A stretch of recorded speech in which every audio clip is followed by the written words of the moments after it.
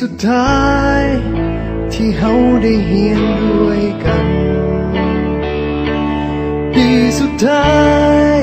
ที่เฮาจะต้องจากกันผ่านการเฮียน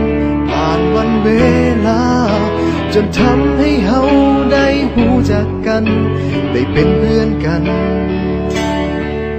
จนวันนี้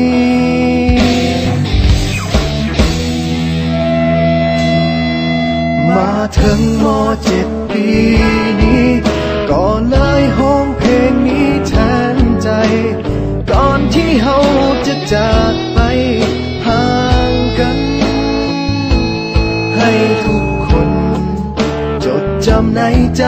ฝากเพลงนี้ไว้ให้คิดถึงกันเมื่อต้องถึงวันที่จากไป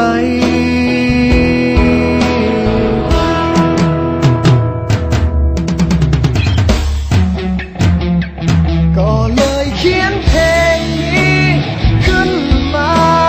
ให้ทุกคนหูไว้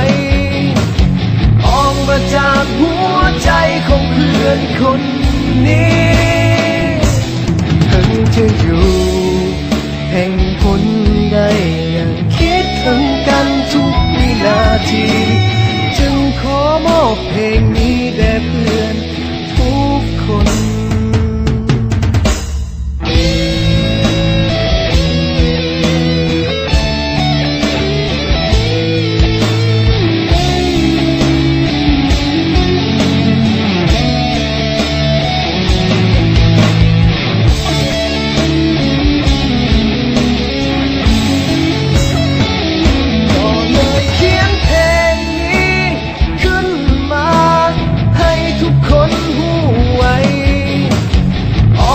จากหัวใจของเพื่อนคน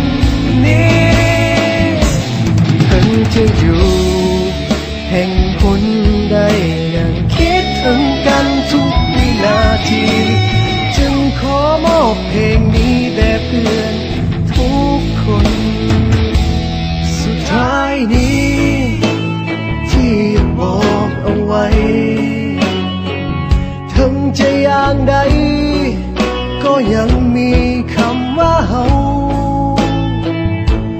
คำว่าเพื่อนในวันนี้จะบ่มีวันเก่าพวกเฮาม.7 ปีสุดท้ายคำว่าเพื่อนในวันนี้จะบ่มีวันเก่าพวกเฮาม.7 ปีสุดท้าย